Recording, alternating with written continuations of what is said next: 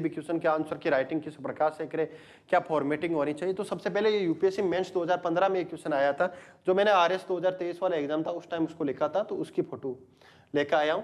हालांकि आपको नहीं दिख रही होगी, मैं पढ़ के सुनाता हूं कि किसी भी आंसर की फॉर्मेटिंग क्या होती है। ये 2023 वाला था, फर्स्ट मेंस था, तो हो सकता है कुछ कमियां हो, लेकिन इसके माध्यम से अपन सीखेंगे कि किस प्रकार आंसर को फॉर्मेट करना है, क्वेश्चन की डिमांड क्या है।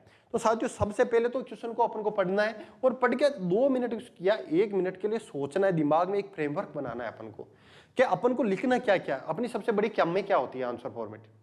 अपन जब आंसर राइट करते हैं ना, जैसे ही क्वेश्चन पढ़ा और शुरू हो जाते हैं, मान लो ये अपना पेज है, जैसे ये अपना पेज है,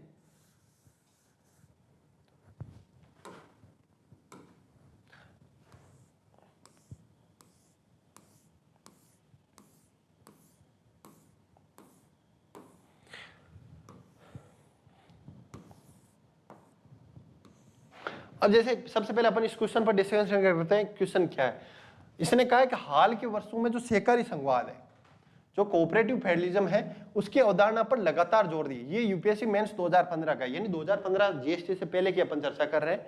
तो ये इसमें सहकारी संघवाद की अवधारणा पर लगातार जोर दिया जा रहा है। वर्तमान संरचना में निहित कमियों को रेखांकित कीजिए तथा किस हद तक सहकारी संघवाद है जो इन कमियों का समाधान प्रस्तुत करता है, इस पर चर्चा कीजिए। क्वेश्चन को समझो साथियों, ये क्वेश्चन है जो सहकारी संघवाद पे है, यानी जीएसटी पे नहीं है, सहकारी संघवाद ओवरऑल, उसमें पॉलिटिकल भी है, इकोनॉमी भी है और बाकी सब्जेक्ट भी है। यानी सहकारी संघवाद, यानी किस प्रकार से सहकारी संघवाद की मांग बढ़ रही है, ये 2015 तक की बात है। और वर्तमान जो अर्थव्यवस्था थी, यानी 2015 की से पहले की जो व्यवस्था थी, पॉलिटिकल और इकोनॉमिकल व्यवस्था, उसमें ऐसी क्या कमियां रही कि जो क्वेश्चन है वो सहकारी संघवाद की बात कर रहा है या फिर आजकल सहकारी संघवाद की बात। तो क्वेश्चन में देखो 3 चीजें दी गई है कि सहकारी संघवाद क्या है। सबसे पहले तो यहां से अपन को क्वेश्चन स्टार्ट करना पड़ेगा, क्योंकि सहकारी संघवाद का ये क्वेश्चन है। दूसरा, इस सिस्टम में ऐसी क्या कमियां रही, उन सब की चर्चा करनी पड़ेगी। और फिर किस प्रकार से सहकारी संघवाद उसका समाधान बन गया। यानी क्वेश्चन को 3 फॉर्मेट में तोड़ दो। अब इस क्वेश्चन की फॉर्मेटिंग तो अपन को दिमाग में करनी है सबसे पहले कि इस क्वेश्चन को अपन कैसे लिखेंगे। तो क्योंकि सहकारी संघवाद की, तो अपना जो सबसे पहला होता है क्वेश्चन की 1 या 2 लाइन में उसका परिचय हो, मतलब भूमिका इंप्रेसिव हो। अगर सहकारी संघवाद की है तो अगर अपन ऐसे इसकी भूमिका को रूप में लिखे, क्योंकि अपन ऐसे लिख सकते हैं सहकारी संघवाद की, क्यों, तो संघवाद की चर्चा कर लो इसमें कि भारत कैसा राष्ट्र है, संघीय राष्ट्र है। संघीय राष्ट्र है जिसमें केंद्र और राज्य दोनों के बीच में मधुर संबंध आवश्यक है। क्या आवश्यक है? मधुर संबंध। तो परिचय ऐसे लिखा है कि भारतीय संविधान की मूल भावना में संघीय ढांचा निहित है, जहां केंद्र व राज्यों की स्वतंत्र अधिकार प्रदान किए गए, किंतु व्यवहार में यह संरचना कई असंतुलन से प्रभावित है। देखो सहकारी संघवाद की परिभाषा भी आ गई और उसकी कमियां भी आ गई। यानी सहकारी संघवाद की आवश्यकता क्यों है, क्योंकि संघीय ढांचा है तो अपन को सहकारी से चीजें लानी पड़ेगी, लेकिन उसकी कमियों को भी अपन ने कर लिया। फिर कुछ हाल के वर्षों में अगर वैश्विक प्रतिस्पर्धा की बात करो, आंतरिक विविधता और वित्तीय चुनौतियों के बीच सहकारी संघवाद को सुदृढ़ करने की आवश्यकता और भी बढ़ गई है। अब अपन को जो मेन क्वेश्चन की जो बॉडी होती है, उसमें जो डिमांड है क्वेश्चन की, वो सब लिखना है। यानी इसको 2 या 3 लाइन में क्या करना है अपन को, यहां पे लिखना है उसका परिचय या फिर भूमिका।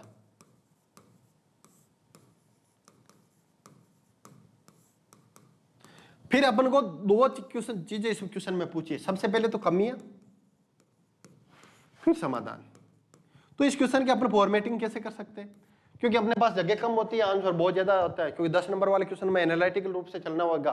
तो इसमें देखो सबसे पहले मैंने यहां पे लिखी कमियां और फिर अगले फॉर्मेट में लिखी मैंने उसके समाधान, फिर लिखा सहकारी संघवाद समाधान के रूप में, और फिर लिखा निष्कर्ष। लेकिन मैं आज अगर इसका आंसर लिखता तो इसको अलग तरीके से लिखता, क्योंकि इतनी जगह वहां होती नहीं है। तो इधर लिखो कमियां, फिर इधर साथ के साथ समाधान। इससे फायदा क्या होता है, फायदा तो जैसे अपन कमी लिखे तो उसका समाधान हाथों हाथ याद आ जाएगा, और एक समाधान लिखते तो दूसरी कमी याद आ जाएगी, मतलब चीजें लिंक हो जाती है। नहीं तो अपन पहले कमियां लिखते हैं फिर समाधान लिखते हैं, तो कमियां तो ज्यादा आ जाती है, समाधान कम हो जाता है। तो अपना जो बीच का जो वो लिंकेज होता है वो कम हो जाता है। और जब कमी लिखते हैं तो समाधान अपने आप दिमाग में, जैसे वित्तीय असंतुलन है, क्या है यहां लिख रखा है कि वित्तीय असंतुलन है कि जो टैक्स क्षमता है राज्यों के। अब इसमें थोड़ा सा क्योंकि अपन को ज्यादा उसमें वर्णन नहीं करना होता, अगले को सब पता है वित्तीय असंतुलन है। तो आप शॉर्ट में लिखो वित्तीय असंतुलन कैसे है कि जो केंद्र के पास टैक्स लगाने की शक्ति है वो ज्यादा है। क्या केंद्र के पास टैक्स लगाने की जो शक्ति है वो ज्यादा है, तो केंद्र की राजस्व अर्जन की क्षमता होती है वो ज्यादा होती है। केंद्र वार की संस्थाओं से ज्यादा लोन ले सकता है राज्यों की अपेक्षा, तो वो सब ज्यादा कि टैक्स लगाने की क्षमता केंद्र से राज्य, जीएसटी से राज्यों की जो नुकसान जो अपने चर्चा की वो सब लिख दो यहाँ पर। तो वित्तीय संतुलन में 3 लाइनें लिख दी। फिर दूसरा क्या है, अब इसका समाधान क्या होगा, इसका समाधान लिखो जीएसटी कंपेंसेशन एक्ट 2017, सीधा इतना लिख दो जीएसटी कंपेंसेशन एक्ट 2017। एसजीएसटी में लिख दो राज्यों को ज्यादा अधिकार दिया जाना चाहिए, आईजीएसटी के दे ज्यादा रिटर्न को, या फिर केंद्र और राज्य के बीच में जीएसटी काउंसिल बनाया जाए। ये सब इसके समाधान हो गए। फिर दूसरा है राजनीतिक खींचतान, ये तो गया अर्थव्यवस्था का। किसी भी क्वेश्चन को एनालिटिकल क्वेश्चन आए, अगर उसके कारण और प्रभाव गाए तो उसको 3 भागों में बांट दोगे, क्या उसके सामाजिक कारण है, क्या आर्थिक कारण है, क्या राजनीतिक कारण है, यानी सा ए रा, इसको याद रखो। और प्रभाव में भी सामाजिक प्रभाव, आर्थिक प्रभाव, राजनीतिक प्रभाव, समाधान में भी वो चीजें याद रखो। तो इसमें अपन ये पढ़ लिया अपने आर्थिक कारण है और आर्थिक समाधान, फिर लिखो राजनीतिक कारण और राजनीतिक समाधान। देखो फिर लिख दिया मैंने संवैधानिक और प्रशासनिक। वो क्वेश्चन की अलग अलग डिमांड होती है, क्योंकि अपन को कोई भी क्वेश्चन के आंसर राइटिंग करते हैं तो अगर उसमें अपन कॉन्स्टिट्यूट संविधान की कुछ चीजें या फिर कुछ फैक्ट डालते हैं ना, तो वो एक इंप्रेसिव या इफेक्टिव आंसर बनता है। जैसे इसमें है कि संवैधानिक व प्रशासनिक सीमाएं, आर्टिकल 246 क्या करता है, विभाजन करता है केंद्र और राज्य के बीच में। समवर्ती सूची में विवाद है, आपातकाल में अपने जो बहुत सारे केंद्र और राज्य के बीच में विवाद होते हैं, चाहे राज्यपाल की नियुक्ति को लेकर विवाद हो, या फिर जो केंद्र सरकार है जो प्रशासनिक तंत्र को या आईएएस या आईपीएस की नियुक्ति करता है उसको लेकर विवाद हो, मुख्यमंत्री की, अब उसमें अपन करंट डाल दो आप। क्या हाल ही में जो मुख्यमंत्री और राज्य के अन्य मंत्रियों पर जो जांच के लिए एक अलग से बिल आया उस पर बहस चल रही है, यानी उसको करंट एस्पेक्ट से जोड़ो। जो चर्चा होती है ना इसको यहाँ से करो। अब जैसे भारतीय संविधान में अपन सहकारी संवाद की कमियों की बात कर रहे थे, तो इसमें यहाँ उदाहरण के रूप में लिख सकते थे क्या हाल ही में जो मुख्यमंत्री वाला मुद्दा है उसको, तो उससे क्या होता है इफेक्टिव होता है आंसर, अगले को ऐसे लगता है कि बंदा अपडेट है करंट के साथ भी। फिर विकास की असमानता, उत्तर वर्सेस दक्षिण विवाद, भाषाई विवाद, इनके समाधान लिख दो कि उत्तर और दक्षिण विवाद के बीच में जो नीति आयोग है उसके परामर्श को, और अलग अलग केंद्र राज्यों के बीच में जो भाषाई विवाद है तो त्रिभाषा फॉर्मूला एनईपी 2020 लिख दो, अलग अलग इंडेक्स का समाधान के रूप में लिख दो। फिर है संस्थागत समानता है, जैसे पहले योजना आयोग था अब अंतरराज्य परिषद है, उसमें क्या क्या विवाद चल रहे हैं उनका, और उसी के साथ उसका समाधान लिख दो। तो इस प्रकार से अपन के आंसर राइटिंग होनी चाहिए साथियों। फिर लास्ट में अपन को क्या करना होता है कन्क्लूजन, जैसे वित्तीय संवाद और समाधान में देखो वित्तीय संवाद जीएसटी परिषद का बताया मैंने, वित्त आयोग का बताया, नीति निर्माण में पहले बॉटम टू अप अप्रोच, इसके रेगुलर बैठ के इसके अलग अलग सूचकांक, यानी अपने क्वेश्चन में ज्यादा ज्ञान नहीं देना होता, ज्ञान की बजाय डायमेंशन दो। यानी अगले को ऐसे बताओ कि मुझे एक ही चीज ज्यादा याद नहीं है, मुझे बहुत सारी चीजें याद है। यानी आप अगर एक ही क्वेश्चन के 5 डायमेंशन देते हो बजाय 2 के विस्तार से, तो वो 5 अच्छे होते हैं। 2 को आप भले ही कम बता दो, उसमें ज्यादा अपन को अंदर लिखना नहीं होता, ऊपर ऊपर जो सब हेडिंग होती है वो ज्यादा बनाओ। अब लास्ट में अपन को निष्कर्ष हमेशा पॉजिटिव लिखना है, लेकिन वो भी ऐसे हो कि कमियों को ढूंढते हुए अपन किस प्रकार से पॉजिटिव हो। जैसे सहकारी संवाद भारतीय संघीय ढांचा की कमियों करने का पूर्ण समाधान तो नहीं है, किंतु भाई पूर्ण समाधान नहीं है क्योंकि केंद्र और राज्यों के बीच में विवाद चलते रहेंगे संघीय ढांचे में, लेकिन फिर भी ये जो संवाद है, कम्युनिकेशन है, गैप, उसको कम करता है। जीएसटी काउंसिल क्या करती है, केंद्र और राज्यों को एक चैम्बर में, मैंने कहा ना न्यू चैम्बर फॉर फेडरलिज्म, तो किस प्रकार वो लाइन लिख दो कि GST council is a new chamber of federalism, या फिर ये लिख दो वर्तमान में जीएसटी रिफॉर्म लिख दो, जीएसटी रिफॉर्म से किस प्रकार से राज्य और केंद्र के बीच में जो समस्याएं थी उनको समाधान किया गया, वो सब अपन चर्चा कर लेते हैं। साथियों आगे की अपन चर्चा करें तो अगला क्वेश्चन है कि जीएसटी 2.0 सुधारों को एक और आम नागरिक के लिए राहत माना जाएगा और दूसरी ओर उद्योग जगत के लिए प्रोत्साहन माना जाएगा। इस कथन का आलोचनात्मक विश्लेषण कीजिए। यानी ये क्वेश्चन वही है जो अपन ने चर्चा की थी कि किस प्रकार कॉमन मैन के लिए तो ये रिलीफ है, कॉमन मैन के लिए रिलीफ है और उद्योग जगत के लिए बूस्टर है, बूस्टर फॉर इंडस्ट्री या बिजनेस। सेम वही क्वेश्चन है। अब जीएसटी 2.0 है तो अपने परिचय में क्या लिखना पड़ा, अपने आंसर की राइटिंग क्या होनी चाहिए कि यहां परिचय की चर्चा करो। तो जो मैंने लाइन बोली थी, मतलब परिचय इतना ज्यादा इंप्रेसिव हो अगले को ऐसे लगे कि आंसर पढ़ने की जरूरत नहीं है। पूरा परिचय जैसे अपन इस लिखते हैं कि जीएसटी 2.0 आजादी के बाद भारत की कर व्यवस्था में एक क्रांतिकारी परिवर्तन है, ये लाइन लिखो फिर उसको एक्सप्लेन कर दो क्रांतिकारी परिवर्तन है जिसमें न केवल आम जीवन बल्कि उद्योगों पर और राजनीतिक और अर्थव्यवस्था पर प्रभाव होगा पॉजिटिव। और फिर ये चीज लिखो कि एक जगह एक तरफ लिख लो कॉमन आमजन के लिए किस प्रकार से राहत है, और दूसरी तरफ लिख दो उद्योगों के लिए। वो अपन ने पढ़ लिया आमजन के लिए क्या, एक तो महंगाई कम होगी, वो जो अपन ने सर्किल बनाया था पूरा उसके हर पॉइंट लिख दो। अगर महंगाई कम होगी तो लोगों की परचेजिंग पावर बढ़ेगी, परचेजिंग पावर बढ़ेगी तो लोगों का क्या होगा, मार्केट में क्या होगा, मार्केट परचेजिंग पावर बढ़ेगी।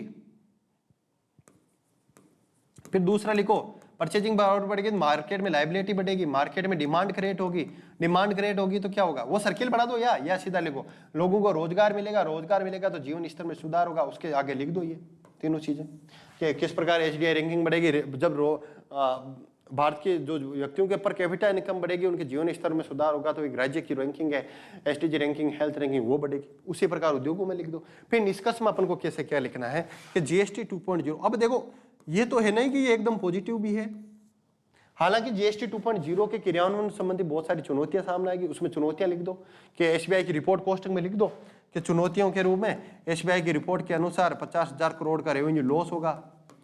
और फिर लिख दो लेकिन फिर भी एक विकासशील अर्थव्यवस्था या फिर विश्व की 5वीं अर्थव्यवस्था, विश्व की 4थी सबसे बड़ी अर्थव्यवस्था से तीसरी अर्थव्यवस्था बनने के जो दौर है उसमें एक महत्वपूर्ण या क्रांतिकारी कदम है। इस प्रकार से इस आंसर को अपन कर सकते हैं। अगले मेंस क्वेश्चन की अपन चर्चा करें तो अगला क्वेश्चन है कि हाल ही में घोषित जीएसटी 2.0 सुधारों में भारतीय आर्थिक यात्रा में एक नए पड़ाव के रूप में देखा जा रहा है। सेम वही क्वेश्चन है, इसमें अलग अलग पूछ रहे हैं इन सुधारों के संभावित प्रभावों का, जो अपने प्रभाव पड़े उनका उद्योग और निवेश पे क्या प्रभाव पड़ा, केंद्र राज्य संबंधों पर यह अपने पूरा पढ़ लिया, और वैश्विक प्रतिस्पर्धा में अपन पूरा इस क्वेश्चन को डिस्कशन कर दिया। सेम वही जो पहले परीक्षा लिखा था और वही निष्कर्ष। तो ये 3 मेंस के क्वेश्चन है, इसके माध्यम से अपन सीखा आंसर की फॉर्मेटिंग कैसे करेंगे। अगली क्लास में भी अगला कोई भी टॉपिक को हर क्लास में अपन मेंस के 1-2 क्वेश्चन को डिस्कस करते रहेंगे। अब अपन अगर ऑब्जेक्टिव क्वेश्चन की बात करें कि निम्नलिखित कथनों पर चर्चा कीजिए कि राजकोषीय संवाद का तात्पर्य है कि कराधान और व्यय की शक्तियां केंद्र और राज्यों के बीच बांटी जानी चाहिए। तो देखो ये क्या, केंद्र और राज्यों के बीच, वो ये 2 hand is better than 1 hand, यानी 2 हाथ है एक हाथ से हमेशा अच्छा होता है। तो केंद्र और राज्यों के बीच में यही तो राजकोषीय संवाद है, तो ये कथन भी सही हो जाता है। फिर क्या, सहकारी संवाद यानी कोऑपरेटिव फेडरलिज्म, ये तो है राजकोषीय। जब राजकोषीय के लिए फिस्कल फेडरलिज्म शब्द यूज लेते हैं इंग्लिश में, तो फिस्कल क्या है, फिस्कल है केंद्र के द्वारा राज्यों की किस प्रकार से सहायता की जाती है, चाहे वो अनुदान के रूप में हो, चाहे ऋण के रूप में हो, या जीएसटी कंपेंसेशन के रूप में हो, वित्त आयोग की सिफारिश के आधार पर राज्यों को जो सहायता दी जाती है, या फिर राज्य सरकार की जो भी योजनाएं होती है उनमें किस प्रकार से केंद्र सरकार है जो सहायता करती है, वो सब इसमें शामिल होती है। फिर सहकारी संवाद में क्या होता है कि का उद्देश्य है कि केंद्र और राज्य संवाद व सहयोग के माध्यम से, यानी कम्युनिकेशन और कोऑपरेट के माध्यम से उसको बढ़ावा दो, तो ये क्वेश्चन भी सही हो जाता है। जीएसटी परिषद आर्टिकल 279 आपने पढ़ा को भारत में सहकारी संवाद का एक व्यवहारिक मंच माना जाता है। तो आपने नहीं पढ़ा कि न्यू चेंबर फॉर फेडरलिज्म, ये तो क्या है वो क्वेश्चन, ये न्यू चेंबर ऑफ फेडरलिज्म यानी संवाद का एक नया चेंबर। राजकोषीय संवाद का तात्पर्य केवल केंद्र द्वारा राज्यों को अनुदान देने से, देखो केवल अनुदान नहीं है, केवल क्वेश्चन आया हुआ है तो अनुदान भी नहीं देता, अनुदान के साथ साथ ऋण भी देता है, वो जीएसटी कंपेंसेशन भी देता है, या फिर जो वित्त आयोग है, नीति आयोग है, वित्त आयोग और नीति आयोग है, इसकी सिफारिशों का आधार पर अलग अलग वो, जैसे कोई भी आपदा आ गई तो आपदा के फंड में देता है, जैसे अभी पंजाब को 50,000 करोड़ रुपए की सहायता दी गई, तो केवल अनुदान नहीं है। तो ये क्वेश्चन गलत हो जाता है अपना, ये तीनों क्वेश्चन सही है, तो इसका आंसर क्या हुआ, केवल 1, 2 और 3 सही। अगले क्वेश्चन की अपन चर्चा करें। देखो साथियों, अब वो टाइम गया कि एक ही ऑप्शन आएगा और वो सही हो जाएगा, अब कथन पर चल रही है आरपीएससी। आरपीएससी तो इससे भी आगे चली गई है, कितने कथन सही है यूपीएससी में पूछे जाते हैं ना, उपरोक्त चारों कथनों में से कितने क्वेश्चन सही है। अगले परी में ये सवाल आने वाले 1-2 क्वेश्चन या 5-7 क्वेश्चन जो भी है, यूपीएससी ने 2-3 बार ऐसे क्वेश्चन पूछे हैं। तो अब अपन को पूरे टॉपिक को जीरो से लेकर लास्ट तक, मतलब पूरा निचोड़ वो एक ही क्वेश्चन में पूछ लेती है। यानी जैसे ये क्वेश्चन तो एक है, लेकिन इसमें क्वेश्चन इसने 5 पूछ लिए। पहले ये एक क्वेश्चन ही 5 क्वेश्चन के रूप में पूछा जाता था, लेकिन अब एक ही क्वेश्चन को 5 क्वेश्चन के रूप में पूछती। तो जीएसटी 2.0 में ऑनलाइन गेमिंग, कैसीनो और हॉर्स रेसिंग पर 28% कर लगाने का निर्णय दोबारा स्पष्ट किया। अब देखो इस क्वेश्चन को अपन को रटने की बिल्कुल भी आवश्यकता नहीं थी। अब अपन को पता है कि 2 स्लैब थी 5% और अब कौन सी कर दी गई 18%। पहले कितनी थी 0 यानी 5, 12, 18 और 28। अब केवल 5 और 18 ही रखी है, तो जीएसटी 2.0 में 28 की तो बात ही नहीं है बिल्कुल ही। फिर ये नए सुधारों में आईटीसी को रियल टाइम एनालिटिकल सिस्टम से जोड़ा था कि ये अपन ने बताया था कि किस प्रकार से रियल टाइम एनालिसिस कर सके ताकि रिटर्न है जो फास्ट हो सके। एमएसएमई सेक्टर को राहत देने के लिए कई शिल्प धातु निर्माताओं की दर घटा गई, ये भी सही है, 5% किया गया। परिषद ने फर्जी कंपनियों पर ड्रॉ के लिए आधार आधारित प्रमाणीकरण और एआई आधारित, ये भी क्वेश्चन सही है। तो इसके क्या 2, 3 और 4 सही हो जाएंगे, 2, 3 और 4। अगले क्वेश्चन की अपन चर्चा करेंगे 56वीं जीएसटी काउंसिल। ये अपन को पता होना चाहिए करंट का कि कौन सी जीएसटी काउंसिल क्यों। ये तो पूछेगा नहीं कौन सा क्या क्या, अब वो जाएगा डीप में कौन सी काउंसिल हुई, कितने तारीख से लागू हुआ। तो 56वीं जीएसटी काउंसिल की बैठक में निर्णय हुआ कि जीएसटी रिफॉर्म कब लागू होंगे, 22 सितंबर से, जो आज से लागू हो रहे हैं। इसके अलावा परिषद ने 4 स्लैब को घटाकर मुख्यतः 5% 18 की 2, ये भी सही है। सीमेंट, छोटे वाहन, टीवी, एसी, अब देखो ये इन पे 5% तो हो नहीं सकती, तो बच्चा क्या 18%, तो ये अपना मतलब कुछ क्वेश्चन तो अपने ऑप्शन से हो जाते हैं। अपन क्या अरे यार ये तो नहीं पढ़ा ही नहीं यार, बने तो सीमेंट, छोटे वाहन, टीवी, थोड़ा सोचो उस पर कि 2 ही तो स्लैब है 5 और 18, क्या टीवी पे 5% हो सकती है क्या? ये क्या ये एक बहुत ज्यादा जरूरी है क्या? ये वो अल्टरनेट है, ऑप्शन है, तो इस पर कितनी होगी 18%। कृषि उपकरण, जीवन रक्षक दवाइयां और कुछ मेडिकल डिवाइस की दरें 12% से घटाकर पर, क्योंकि ये क्या है, अब देखो यहाँ पर 18% कैसे हो सकती है, क्योंकि जीवन रक्षक की बात कर रहे हैं अपन, कृषि उपकरण की बात कर रहे हैं, बहुत ज्यादा एसेंशियल है। अपन किसानों की आय दोगुनी करने की, तो 18% से तो आय दोगुनी होगी नहीं। मतलब इस क्वेश्चन में अगर अपन को एक इफेक्ट याद रखना था कि कौन सी काउंसिल थी। बाकी अगर टॉपिक आपका अच्छे से समझा हुआ है तो मैं गारंटी ले सकता हूं कि इस क्लास से देखने के बाद में आपका इस टॉपिक का क्वेश्चन तो गलत नहीं होगा। तो इसमें क्या हो गया, इसमें सभी क्वेश्चन सही हो गए, ये भी सही है, ये भी सही है, ये भी सही है, ये भी सही है।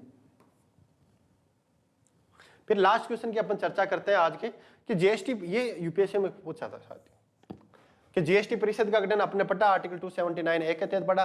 परिषद की अध्यक्षता क्या भारत के प्रधानमंत्री करते हैं?